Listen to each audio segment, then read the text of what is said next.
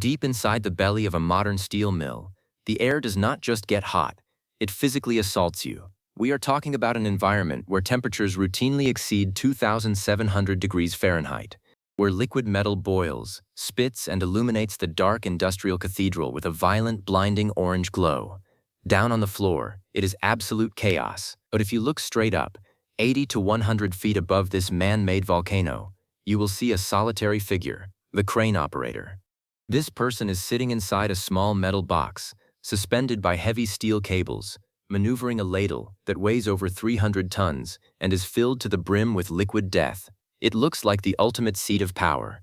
You control the heaviest, most dangerous element in the entire facility.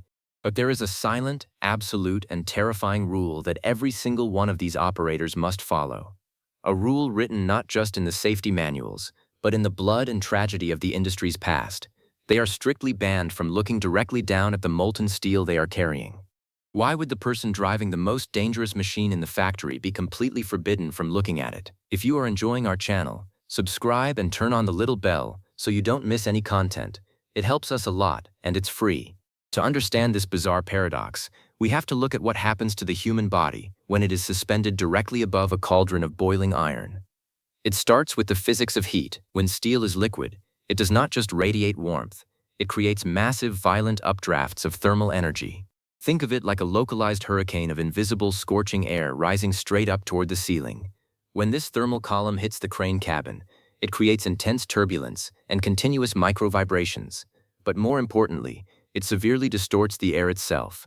Have you ever looked down a long asphalt road on a hot summer day and seen the air shimmering and waving like water? Now multiply that optical effect by 10,000. If an operator leans forward and looks through a glass floor down into the ladle, they do not see a clear, stable picture. They see a violently vibrating, warped mirage. This optical illusion instantly destroys the human brain's ability to judge depth and distance.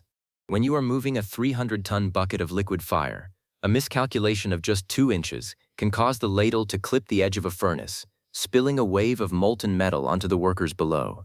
But the optical illusion is only the first layer of the nightmare.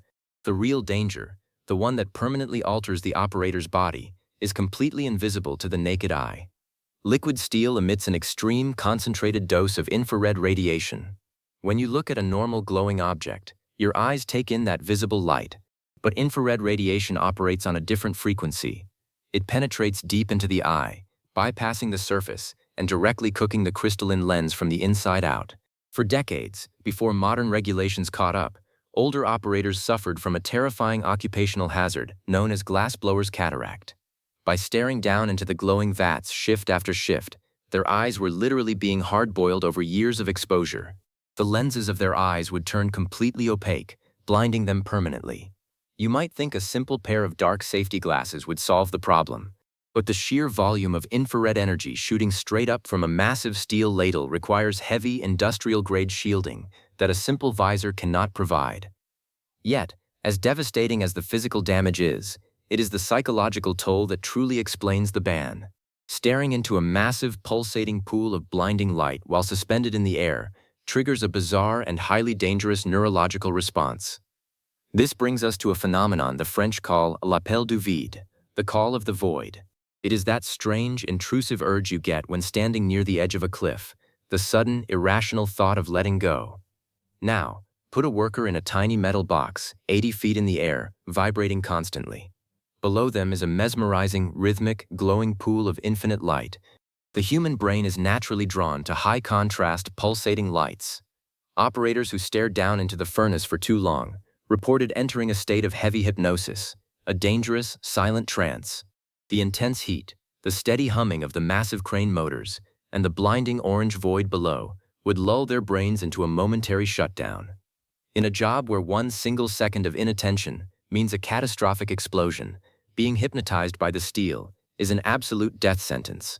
Faced with a human body that naturally shuts down when staring into a 3,000-degree abyss, what would you have done in the place of these engineers? Leave me your opinion in the comments, because the decision they made next would change everything. The industry realized a dark and unavoidable truth. The human being was the weakest link in the chain. You cannot train a human eye to resist extreme infrared radiation. You cannot train a brain to ignore severe optical distortion, and you absolutely cannot stop the hypnotic pull of a glowing void. So, they did something drastic. They blinded the operators. If you step into a modern steel mill crane cabin today, you will notice something terrifying. The floor is solid, impenetrable metal. There are no glass windows pointing straight down. The operator is completely physically isolated from the load they are carrying. To the untrained eye, this seems like pure madness. How do you pick up and pour a massive cauldron of liquid metal if you cannot even look at it? The answer lies in a radical transformation of the workspace. The cabin was turned into a heavily armored, climate-controlled vault. The operator is locked inside with an industrial air conditioning unit constantly fighting the ambient heat. And instead of windows, they rely entirely on a network of specialized, heat-resistant cameras strategically mounted on the exterior of the crane and the factory walls. These cameras are equipped with heavy infrared filters that normalize the image, completely removing the blinding glare and the violent thermal distortion. The operator pilots the massive machine by looking straight ahead at high-definition monitors. They are essentially playing the world's most dangerous video game. By forcing the operator to look straight ahead at a screen, rather than down into the abyss, the engineers eliminated the vertigo. They eliminated the thermal mirage. They protected the fragile human eyes from radiation, and they broke the hypnotic spell of the glowing steel. But this creates a heavy psychological burden of its own. Imagine the extreme isolation. You are trapped in a metal box near the ceiling of a massive, deafening factory. You are completely disconnected from the physical reality of the terrifying machinery you are operating. You cannot feel the heat. You cannot look directly at the load. And yet, the lives of everyone on the factory floor depend on the tiny, precise movements of your hands on the joysticks. It requires a level of absolute trust in your instruments that most people could never handle. It is a lonely, high-stakes existence where intuition is replaced by pixels. The ban on looking down is not just a standard safety protocol. It is a brutal admission of our own biological fragility. We have built towering machines capable of manipulating the very elements of the earth. We have tamed liquid fire to build our skyscrapers, our suspension bridges, and our modern world. But to control that raw power, we had to accept that there are some things humanity is simply not built to look at directly. The crane operator survives and dominates the inferno by turning their back on the abyss. If they ignore this rule, if they let ego or curiosity take over and try to face the fire directly, they become just another casualty in the relentless mechanical hunger of the steel mill.